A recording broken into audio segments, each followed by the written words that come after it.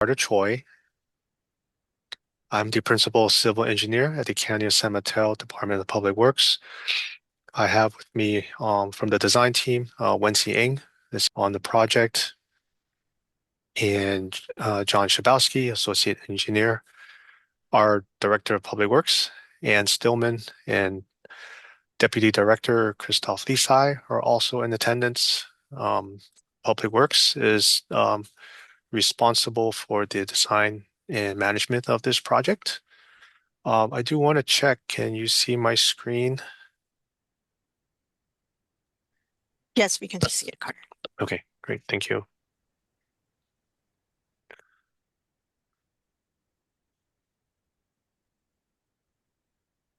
And this meeting Okay, will be recorded just to let everyone yep, know. correct. So at this time, I don't see any questions, but I'd like us to hold on to your questions until the end of the presentation. If you have technical questions, feel free to put them into the chat. So before we begin, just want to go over some meeting procedures. I'll provide a brief presentation on the proposed project, and then there'll be an opportunity to ask questions at the end of the meeting. Again, this meeting will be recorded and it's going to be posted to the project website after the meeting. And so for those attending the meeting on Zoom, please use the raised hand feature under the reaction. And then this can be found on the Zoom ribbon tab. And then for those joining by phone, please press *9 to raise your hand. And then when your name is called, please unmute your microphone and then you may begin speaking. You'll be given a limited time to speak depending on number of attendees tonight. And then we will conclude the meeting at 7:30. So now onto the agenda. As you can see, we'll be going over the North Fair Oaks area road improvement standards and the priority list. We will discuss the project description, paint markings, and the property owner survey. We'll also identify design issues and considerations, and then go over the project funding, the proposed process and timeline, and then conclude the meeting with questions, comments, and input. So I'd like to provide some background on the road improvement standards and how the process came to be. The process began in 2001 to develop the road improvement standards and priority list. And this was done through surveying property owners within the limits of the unincorporated North Fair Oaks area and through numerous public meetings. And so the priorities of these roads were based off of drainage and road conditions for each road. And then finally in 2002, the County Board of Supervisors adopted the road improvement standards and priority list. So this map shows the roads in the North Fair Oaks area. Area 1 are the roads in green, and then Area 2 are shown in blue. And 4th Avenue currently resides in Area 2, which is highlighted in blue. And this is 4th Avenue from Middlefield to Edison. The next slide shows the North Fair Oaks area priority list. As you can see, we have made a lot of progress on these roads in the North Fair Oaks area. Right now, we're currently on priority number 25. So this project will cover the reconstruction of 4th Avenue from Middlefield Road to Edison Way. And then after 4th Avenue, we have 2 remaining roads on the North Fair Oaks priority list, and those will be 6th and 17th.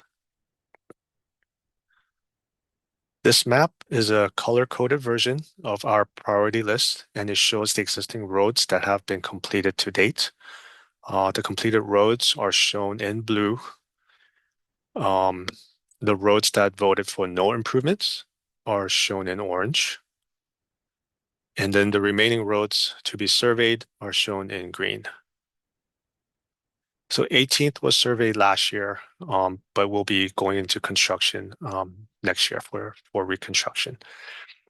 4th Avenue, again, is shown in black, and it's, again, from Middlefield to Edison. So we will now discuss the road standards and options for 4th Avenue. For 4th Avenue, the project includes the following three options that property owners will ultimately vote on. The first option is maintain as is. Option 2 is reconstruct the road with 33 feet of pavement with 2-foot wide curb and gutters. And then option 3 is reconstruct the road with 37 feet of pavement with 2-foot wide curb and gutters. There is minimum roadway and curb and gutter improvements, and these are paid by the county. The property owners are responsible for the cost of the driveway construction that's beyond the back of the curb, and this was a trade-off for the county's cost of providing the wider minimum standard when the standard was adopted by the board in 2002. So I'll provide some more details on the presentations for options 2 and 3 next. So this slide shows where the two different options have been installed. Options 2 and 3 are listed by their respective colors.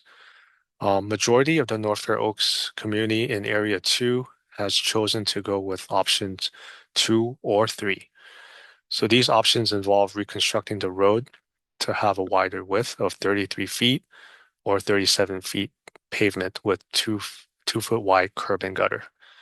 So residents on 2nd, 3rd, and 7th have voted for option 3, which is the wider pavement that's 37 feet wide.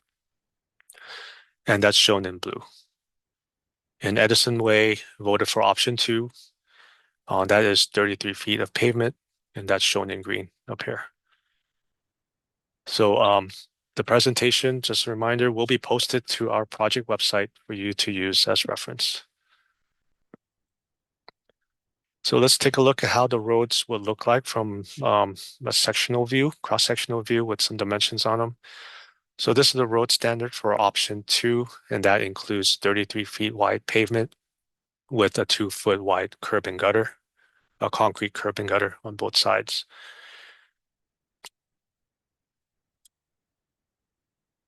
So similarly, the wider roadway standard for option 3 includes 37 feet wide pavement with a 2-foot wide curb and gutter on each side. For 4th Avenue, option 1, maintain as is, do nothing.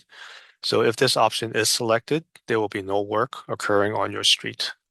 The typical existing face of curb to face of curb width of 4th Avenue is approximately 38 feet to 40 feet to 40 foot wide.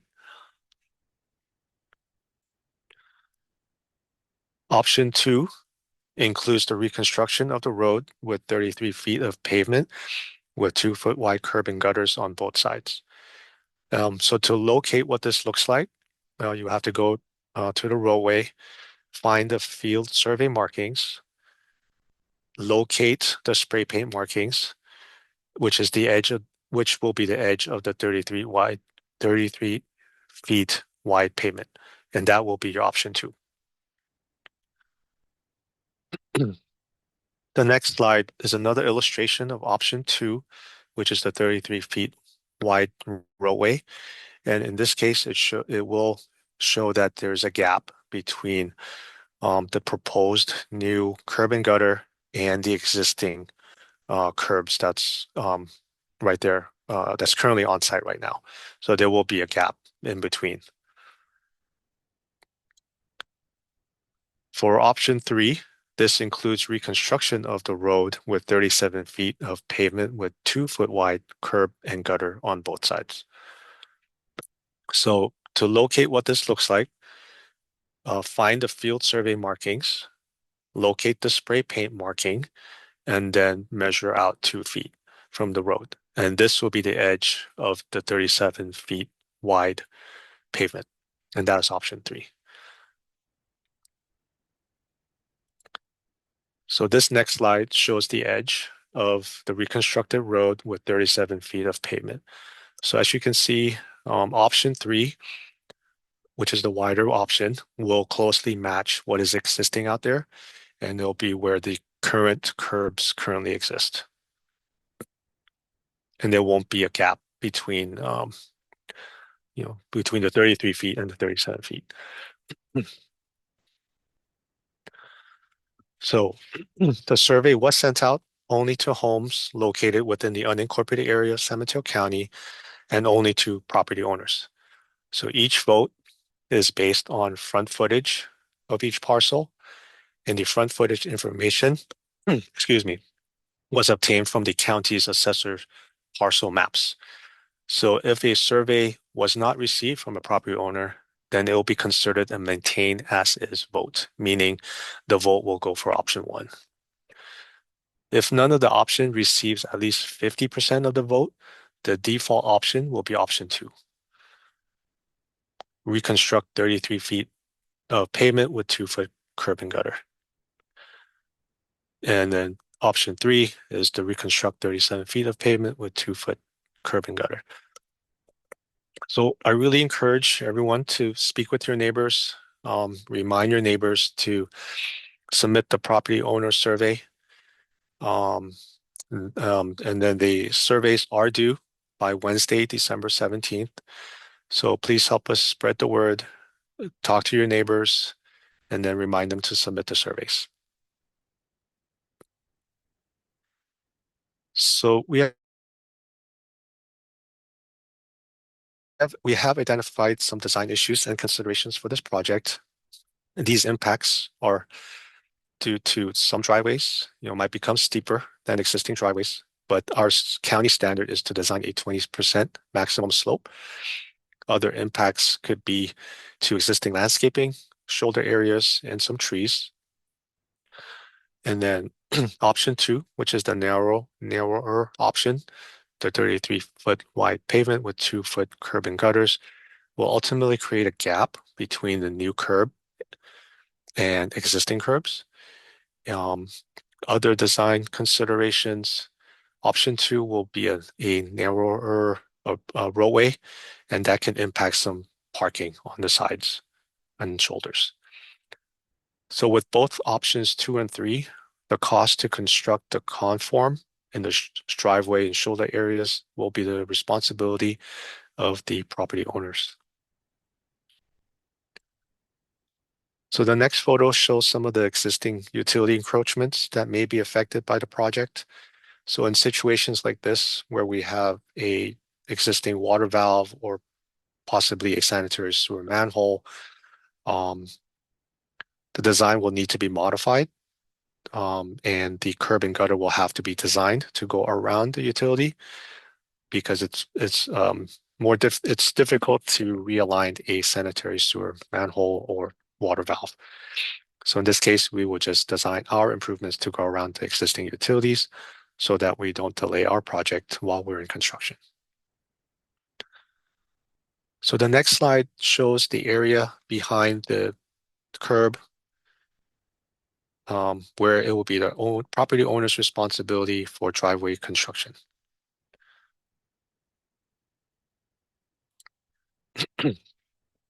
So here are some of the existing drainage conditions that we have noticed on 4th Avenue.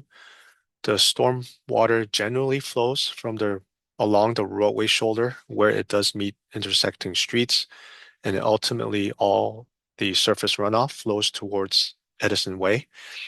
4th Avenue does not have any underground storm drain system to move the water.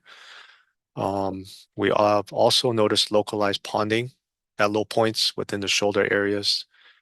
There are some permeable shoulders where it does allow for stormwater to infiltrate into the ground, and that ultimately helps with reducing ponding on the surface. So the existing stormwater on 4th Avenue comes from William Avenue to Middlefield Road, and that all flows to an underground pipe from Middlefield Road, and it ultimately bubbles up on the east side of Middlefield, and then it ultimately comes down Fourth Avenue and continues all the way to Edison Way. And so how does the existing conditions tie into the three options? So if it was option one, maintain as is, uh, there there will be no change to the existing patterns. Options two and three with the concrete curb and gutter will help facilitate the flow of water more efficiently. Essentially, the runoff will flow from the beginning of the block to the other end of your block and then continue towards Edison. For options two and three, the design will need to include subsurface drainage infiltration galleries to retain the stormwater. So we have used these on other roads in the North Fair Oaks area. Um, Other examples, such as where we installed it, are on 8th and 16th, Encina Avenue, Oak Drive, Placitas, San Benito, and soon to be reconstructed 18th Avenue. So the evaluations of um, the green infrastructure is site specific and can only be used where there are no conflicts with existing underground facilities. So green infrastructure is a requirement for any of the road construction or any of the road reconstruction options. And it's also a requirement that is mandated by the California Regional Water Quality Control Board.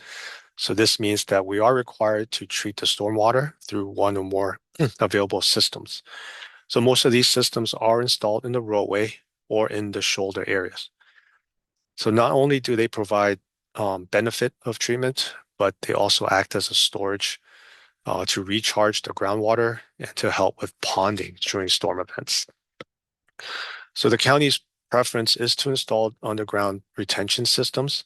However, it may not always be the case the because of utility conflicts that are underground.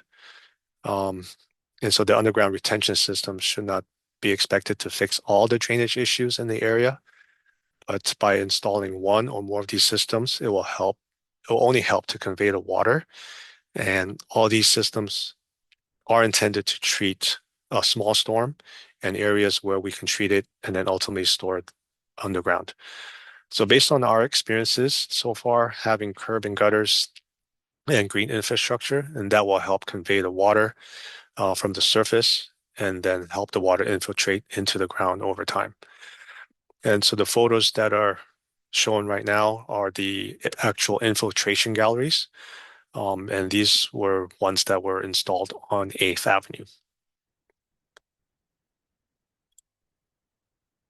So the sanitary sewer system will also be replaced as part of this project um, and it will be one of the first major work to be completed. So we'll work on the sanitary sewer main replacement, and then there'll be um, installation of the new curb and gutters, and then ultimately roadway reconstruction. And so the sanitary sewer is owned by the County of San Mateo, the Fair Oaks Sewer Maintenance District. And so if property owners are thinking about having your sewer line replaced, sewer lateral work replaced, I highly recommend that that be completed before we start our roadway work. Um, and then property owners are responsible for the maintenance, repair, and replacement of the sanitary sewer lateral from the house to the sewer main in the street.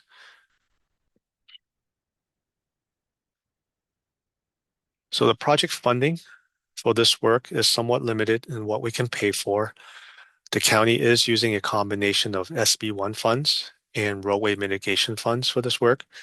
And these funds can only pay for roadway reconstruction work, the concrete curb and gutters, valley gutters, and minor concrete work.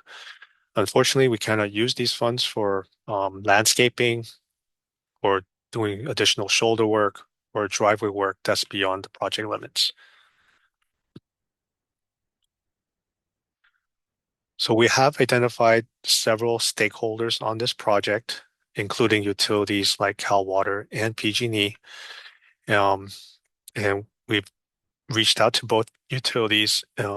There's a there's a chance that Cal Water may need to perform work on their existing water line. Right now, they are currently reviewing, and they will let us know if that is going to be the case. Similarly, with PG&E, they may need to perform work on their existing gas line. And so the county prefers major utility work to be completed in advance of our project so that we can get the best outcome for the roadway. We don't want to dig up the road twice.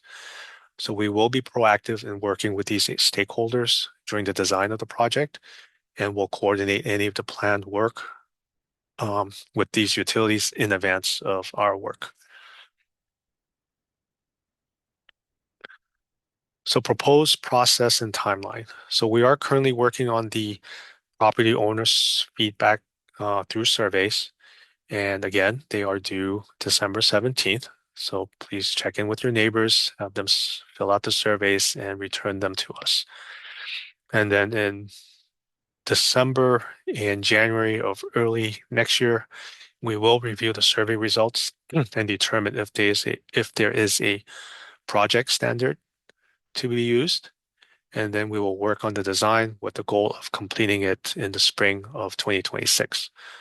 Once design is completed, we plan to advertise and bid the project in the summer and then start construction in the summer into the summer and fall of 2026. Um, I'd like to mention that the schedule could be impacted by several items, including coordination with Cal Water and PG&E, um, and or impacts due to weather.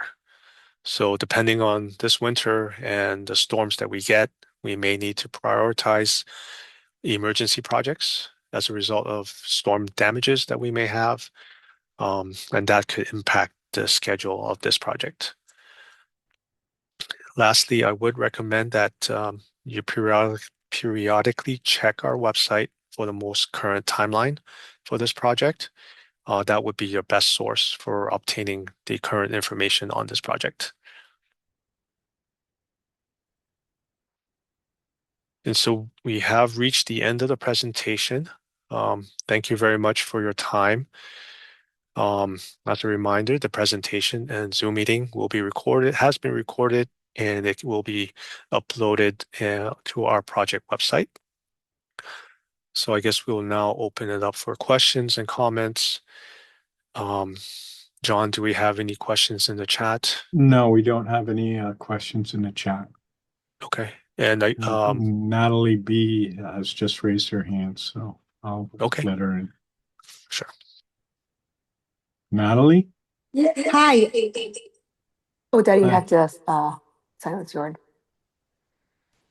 So a part of what between the two options, I'm kind of you have to turn it all the way up to me. Okay, go.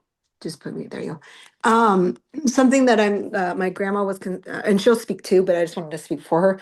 What Mhm. concern that we were having between the options is with option two, it seems like my grandma likes that option because it would provide a wider sidewalk. She's a lot older, she's 85, and then she walks with my dad who has a mobility issue.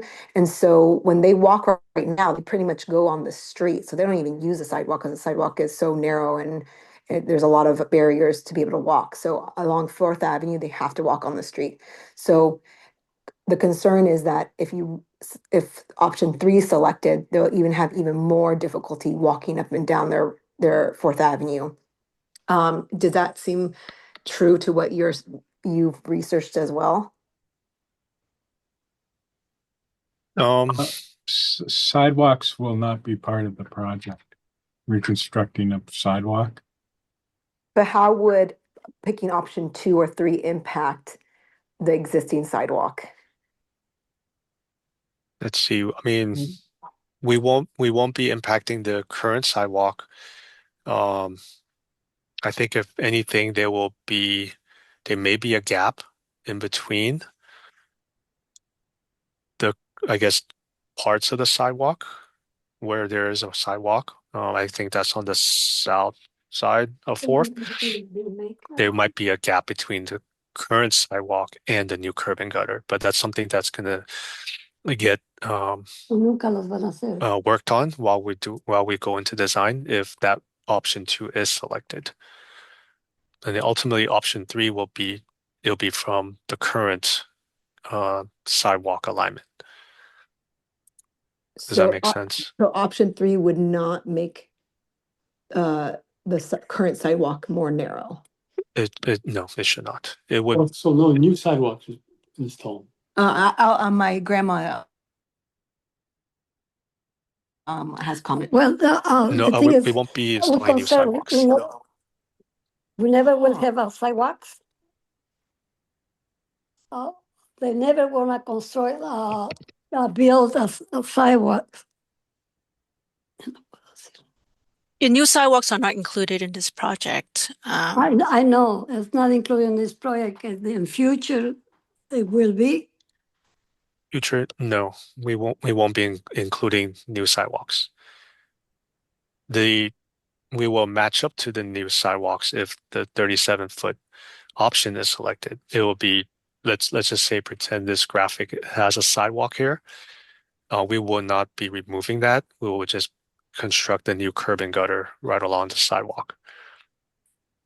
Okay, the other thing I'm concerned about a wider road for option 3 is cars already go so fast down the road, and a wider road is just going to continue enforcing that because we don't have speed bumps on Fourth Avenue.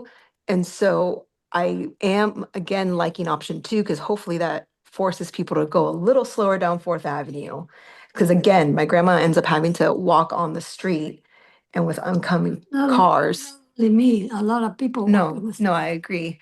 And so I'm concerned about option 3 also just option 3 not helping with the speeding cars. Because we've had, not on Fourth exactly, but on Edison, we've had 3 cars crash in less than a year and 3 parked cars get crashed because of cars speeding. Okay. We're not making the roads wider. We're just if the wider option is matching the existing. Next question. We have a few that just came in on the chat. One from Stephanie has 2.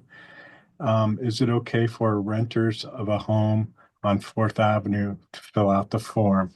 No, they were sent to property owners. Right. And her Correct. second question is, how can we get a copy of a blank form for homeowners to fill out? Because my grandma is going to go door knocking to make sure it's filled out. The survey was sent to all property owners.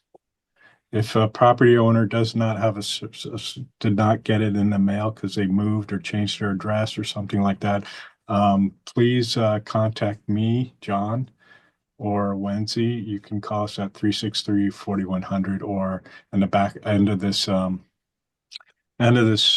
presentation, our emails are there. And then we have one from Miski. Why we have no street cleaning on Fourth Avenue. Once the road is constructed, if it is an option 2 or 3, it'll be on the street sweeping schedule. And we've looked at, this is something our road department does, and I've looked at Third Avenue, and they do have no parking on the street while they're doing the street sweeping. The second question is there sidewalk included? No. John has a question. If the owner has to pay for the gap, will the contractor do the work, charge the owner, or can we hire our own contractors? I would say both. Yeah, You could both. hire your own contractor or utilize our contractor that's on site when they come and do the work. Same with the sewer lateral. If you have a very damaged sewer lateral and they discover that it needs to be repaired, the sewer contractor, you can go into a contract with him or create your own. Stephanie, is that is that illegal to not have sidewalks for people with wheelchairs? Do they have to go on the street? Anybody want to Right. answer that one? So with sidewalks, it's actually not part of the county standards. Our county standards that's adopted in the 2002 was for the two options or the three options, the option one, two, and three. So unfortunately, sidewalks are not part of the county road standards for this area. Hmm. We have another one from Stephanie. Why isn't sidewalk construction part of the reconstruction?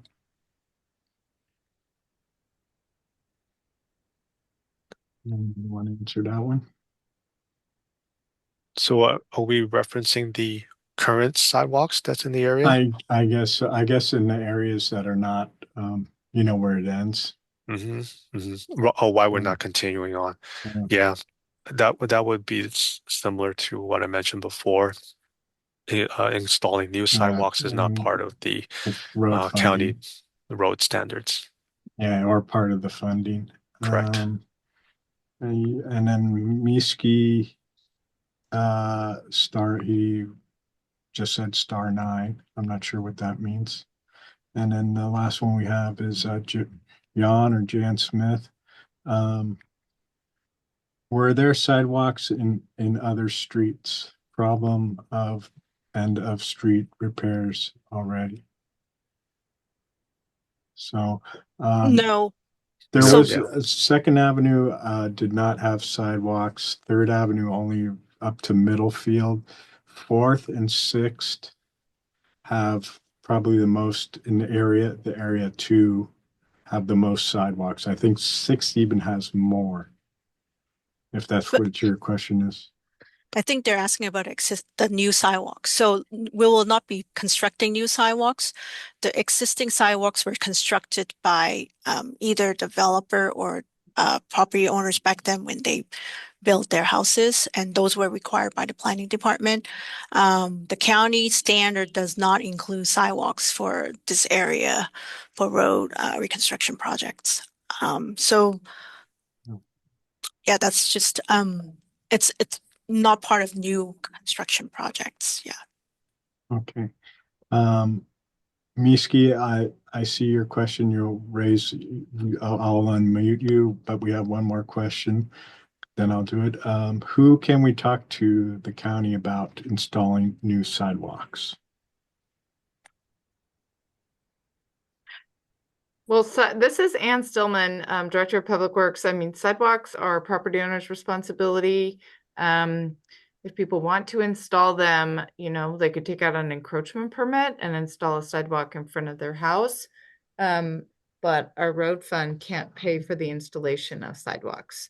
And as Wency was saying, the sidewalks that are existing out there were either put in probably as part of the development or the subdivision, or by property owners. Typically, if sidewalks are put in, it's the property owners that are paying for it, or assessed and paying for them, the installation of sidewalks.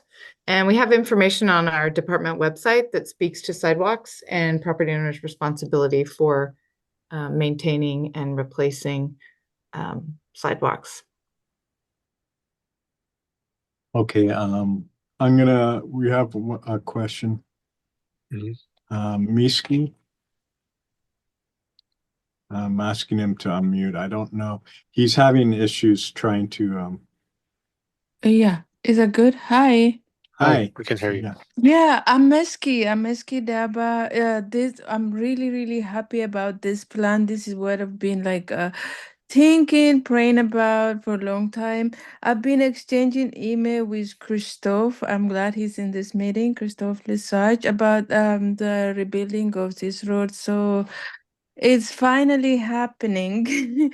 So, but the thing is, like, although the idea is really good, but you guys are not giving us the full treatment. Like, I don't know what's gonna happen between the curb and the gap. when if we pick that choice. And also I'm very like disappointed about the sidewalks because we all need sidewalks, and the sidewalks, how could it be like the homeowner responsibility? I thought sidewalks should be done like in one uniform similar way for the whole street. So how could homeowners do like that? It's very important for safety, for mobility, for everything. And also other places, we see all the other streets, they're really in good shape and they have sidewalks. But I don't know what's wrong with Fourth Avenue. It's just like very bad. The drainage is muddy. There's no parking space. And then now you guys are saying there is no sidewalk. I guess we paying like the same tax as other homeowners on the other streets. So I believe we deserve a very good sidewalk that's like the same, like I mean, a standard on both sides of the street.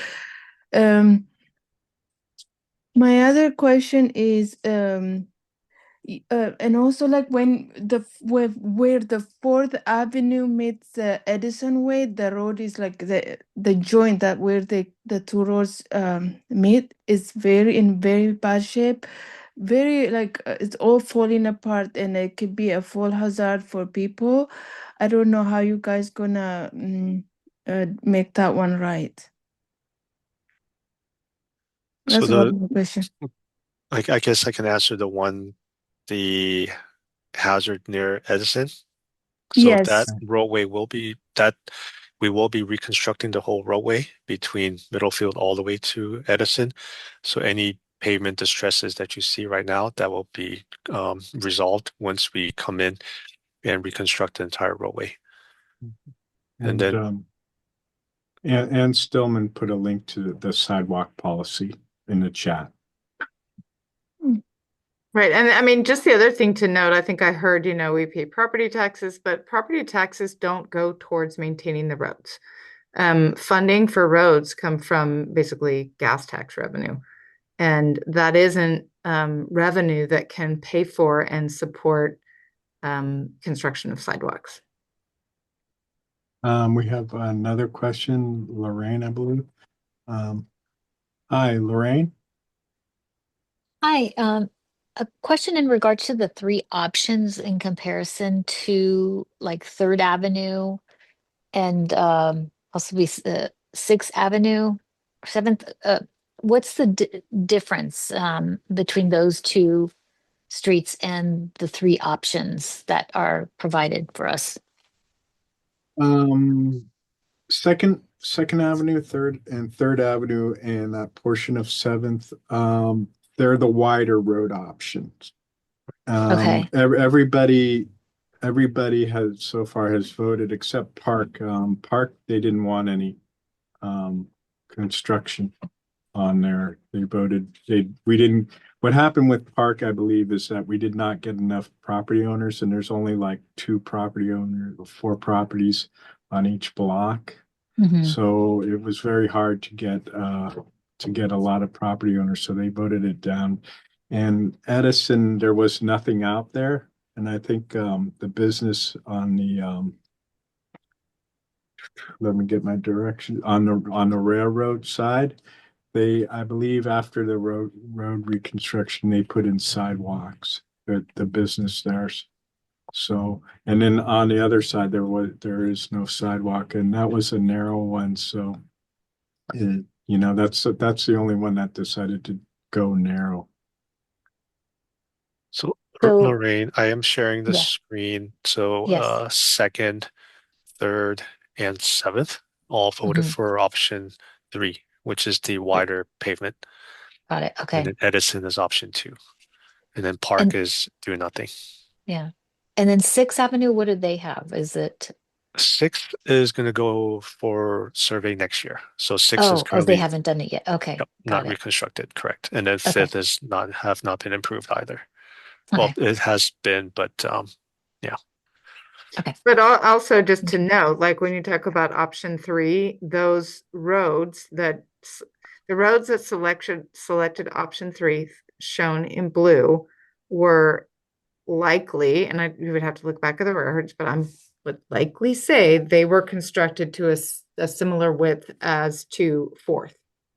So they were in the same situation as Fourth, is that, originally a long time ago when the roads were put in, the area was subdivided, the road was built to a wider standard that's more consistent with the width of option 3. And so I feel like option 3 kind of mimics the width that the existing roads were before they were reconstructed. Yeah. And then this is Christoph. I just wanted to circle back on a couple questions earlier. If you go on the website for this project, which I think Carter has in the last link and is on the documents we sent you, there's a copy of the survey there. So that's another option or resource for you to print out additional surveys. Again, we only take them from the property owners and not renters. And then there was a comment about people speeding on the street. We do have a traffic calming or residential speed control program. I put the link in the chat.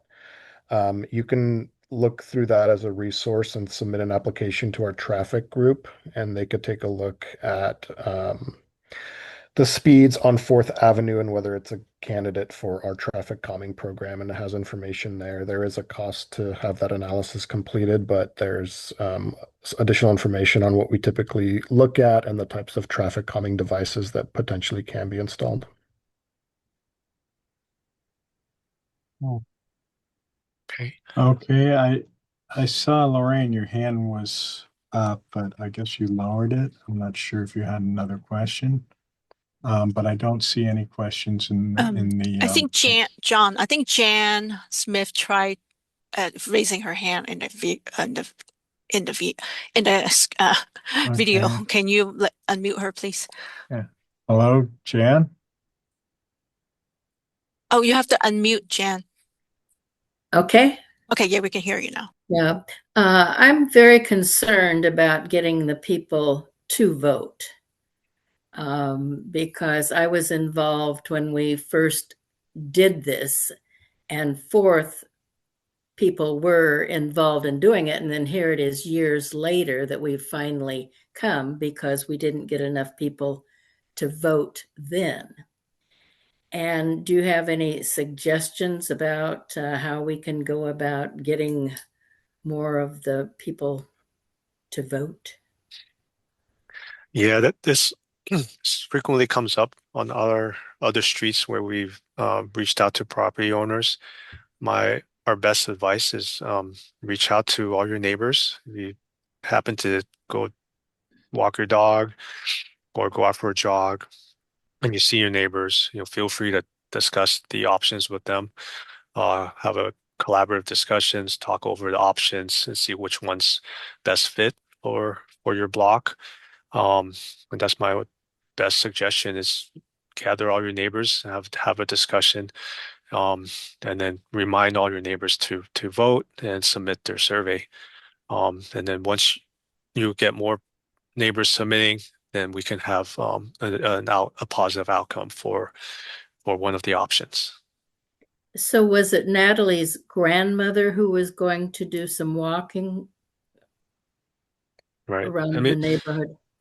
She has a question coming up.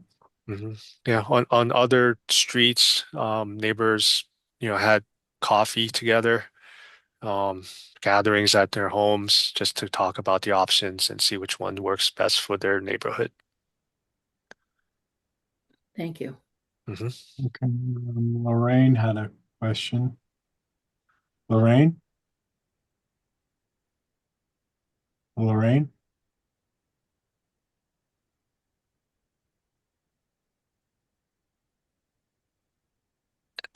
Thank you. Sorry, I accidentally muted myself again. Quick question. So, and I'm sorry, I missed it, but so if we don't get enough votes, then nothing moves forward. So If we don't get enough votes, I think it defaults to options 2. If we get 50% or more, but we don't have the majority on either option, then it will default to 2. We receive, We have to have 50% or more voting for improvements. So voting for 2 or 3 so, total has to be yeah. more than 50%. So far, most of the votes that we have gotten are from Park to Edison. From Middlefield to Park, we've only gotten a handful of people Uh, voting. How many more? How many more will we need? Yes, how many more will we I need? think we only have 10 or 12 that came in so far, and we sent out 42. So out of 42, we need at least a At total of, least over at least 20, 25, I would say, so about to 25. get something done. Yeah. It's block by block. As So long as it's they vote 1 or 2. But if the rest of them all vote maintain as it is, if you have 30 votes maintained as is come in, then nothing will happen. So the road would not be repaved, nothing will happen? Yeah, why don't we walk through the process? Because I think it's spelled out in the letter, but I think Carter, Wency, why don't you walk through the process? I mean, we've sent out the surveys. Right. We're looking to see if people want road improvements. So just walk through clearly what we're looking for, because it sort of gets. Yeah. I don't know Thank if you. we That's still good. have the flow chart. Yeah, here. So um, each vote is based on front footage for the parcel. So the front footage information we got from the county's assessors maps. And if a survey is not received from a property owner, it will be considered maintained as is vote, which is the option 1. If none of the option receives at least 50% of the vote, then that defaults to option 2. Does that make sense? So, I still don't understand because if we don't get 50%, I thought you said nothing will yeah, happen. right, They're just, if we don't get at least 50% of the votes, then I think the project does not move forward. Right, But if because I think when we look at this, we're asking people, do you want improvements or not? So that's the first piece. Do you want improvements or not? And so people have a choice, like Carter's sharing his screen. You can option 1, like, no, don't do anything, maintain as is. Or people are indicating, yes, we want improvements, to option 2 or 3. Also, some people won't return their surveys. So our first cut is, do we have people like greater than 50% that actually want improvements? They're selecting option 2 or 3. And if the case is yes on that, then we take a look at how they voted. Is it option 2 or 3 to determine which one has the higher percentage to select whether it's option 2 or 3? okay, so the first step is getting at least 50% of the votes in. Yeah, And then 50% that are saying we want improvements, right? got it. Yeah. Okay, so it doesn't, regardless of if it's option 2 or 3. And then once you have the 50%, then whoever has the majority of option 2 or 3 will move forward. Yes. In other words, okay, so that's what was confusing me, is that I thought you needed 50% to have at least, vote for one, like option 2, for example, only, or option 3 only. Right. right. Okay. No, I think first off is, I mean, we go through this process and people have a choice, right? The hard, but the hard part of it is that many of I've lived on Fourth Avenue for over 50 years, and now there are many renters on there, and the homeowners are not submitting, they're not paying attention to these surveys. And so it's hard to be able to get these votes. And it's very disheartening that the county will allow this road to continue to be unmaintened if you don't get the 50%. I mean, it's been like that for at least 60 years, and there's been no improvement to that road. And it's, and to say that you guys want the 50%, is there something around that the county can actually say, no, this road needs to be maintained? It hasn't had the necessary upgrades in regards to drainage and fixing the road more properly. That dent, if you guys have ever been on Fourth Avenue, have you been there? Actually physically driven on Fourth Avenue? Yeah. It's like the worst ones of the avenues right now. And you know, there's like a little indentation when you're coming from Middlefield Road going towards Edison. You know, what is that? No other street in the avenue has that. And so if we don't get 50%, we continue to suffer with a road that it just doesn't meet this just I think regular standards of having a road in San Mateo County. Right. That's why we're having this meeting today. That's why we're surveying. I mean, Carter shared the road standards for the area, and he also shared the priority list. And we've been working for feels like decades, road by road to reconstruct a road, which is what we're talking about. We're not just talking about putting in a layer of asphalt on the top. We're talking about digging down, removing the existing material, and building a road. That's what this project is. They're very expensive, and it's taken us a long time to get here. So that's what we're looking to see, whether the property owners along the road would support that kind of an effort or that project. And if so, which option would they want?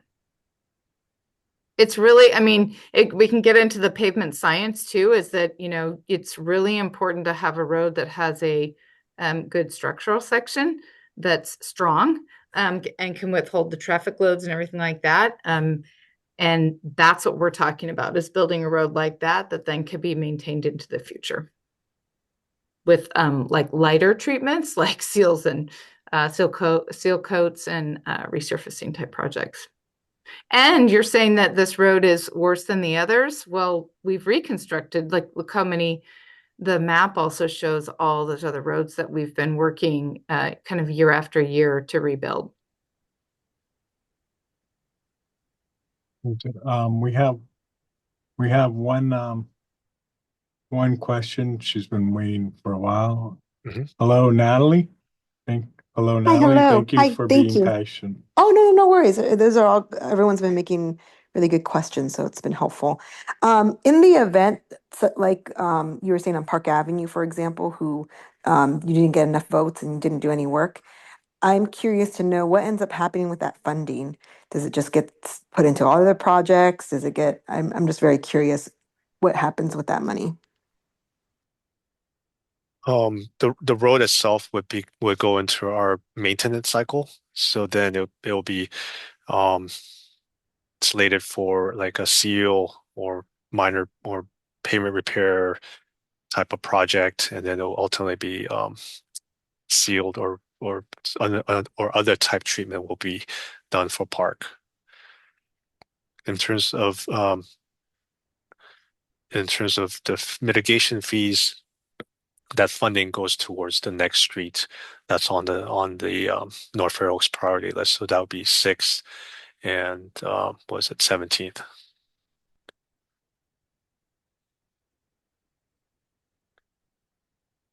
Okay. Any other questions? We have about 2 more minutes until 7:30, and I want to be respectful of everyone's time. John, do we have any more questions? Actually, we do. I was just going to type it up. From SB, a lot of homeowners live in other counties and rent homes. We've sent the letter that you received, survey letter, to all the addresses that we get from that live on Fourth Avenue, that front Fourth Avenue. And their addresses were from the assessor's office, the tax. That's where we get their mailing list from, the assessor's office. So anybody that says they own property or pay taxes, then there was 42 of them on Fourth Avenue. Those are the ones that we sent the survey to.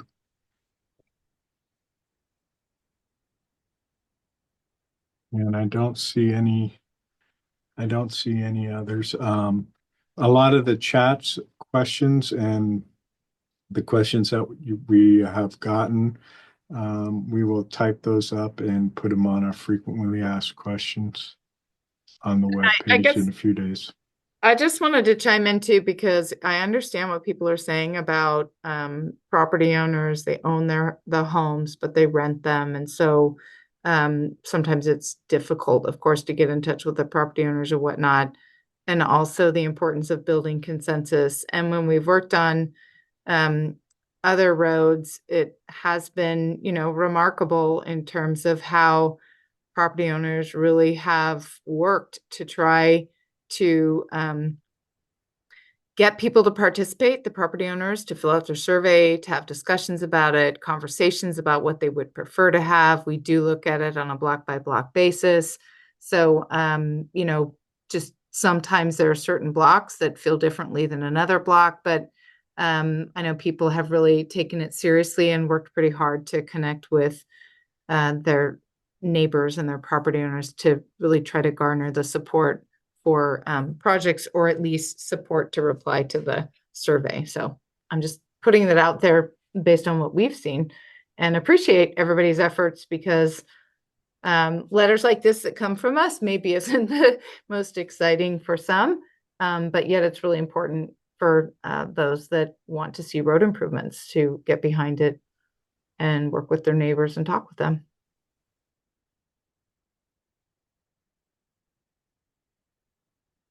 Okay. Last call for questions.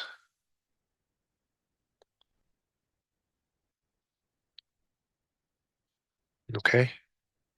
All right, then.